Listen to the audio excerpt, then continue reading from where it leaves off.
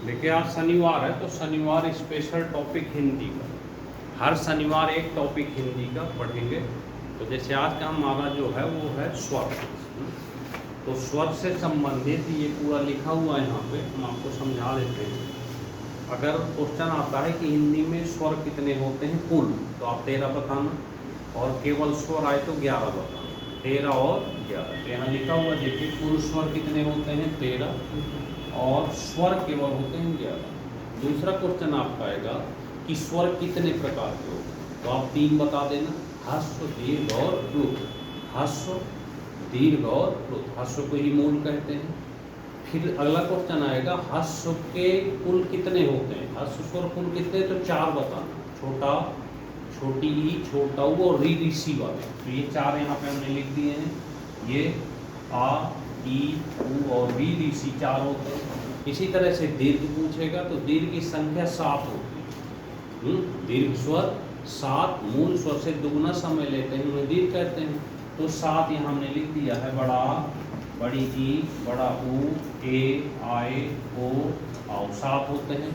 और तीसरे टाइप का होता है प्लुत स्वर। क्या होता है प्लुत स्वर, तो प्लुत स्वर जो होते हैं वो मूल स्वर से तिगुना समय लेते हैं। जैसे O3 में ओम, तो स्वर जब लंबा खींचा जाता है बोलने में तो उसे कहते हैं। अब हमारे पास 2 अक्षर और बचते हैं, अंक और आ। तो ये है ध्वनि कहते हैं। क्या कहते हैं, ध्वनि। तो ये होती है ध्वनि, इन्हें मिलाकर के अयोगवाद ध्वनि कहते हैं।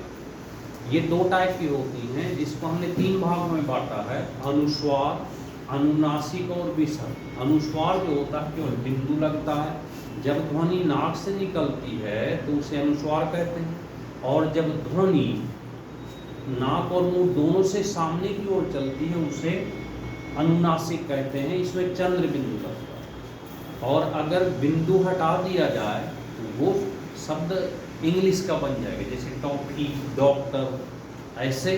और अगर बिंदु चंद्र के साथ लगा दिया जाए तो अनुनासिक हो जाएगा। और जहाँ पे ये अनुपात का चिन्ह है आहा, तो इसमें हा की ध्वनि निकलती है तो उसे विसर्ग कहते हैं, जैसे अतः, प्रातः, ऐसे। तो ये इन्हें कहते हैं ध्वनि। तो इस तरह से स्वर जो होता है हिंदी में, ये टोटल स्वर 13 होते हैं, 11 स्वर होते हैं, क्योंकि 2 अक्षर ध्वनियों में आते हैं, जिसे कहते हैं अयोगवाद। तो इस तरह से आप हर शनिवार को एक क्लास हिंदी की लेंगे। और अब आपका काम केवल एक ही है कि कोई भी किताब जो भी आपके पास हो, उस किताब से पूरे हफ्ते केवल स्वर पढ़ना है आपको। अगले हफ्ते जब मिलें शनिवार को, सैटरडे को, तो फिर आपका अगला टॉपिक होगा। तब तक ये बिल्कुल क्लियर करो। हमने डिटेल बना दिया, समझा भी दिया। बस आपको कोई भी किताब लो, उसे पढ़ोगे तो बढ़िया समझ में आएगी। जितने भी क्वेश्चन हों अलग टाइप के, उनको सब लिख के और तैयार करो। ठीक है, अगर इतना करते रहते हैं तो आपकी हिंदी बहुत अच्छी होने वाली है। ठीक है, चलिए।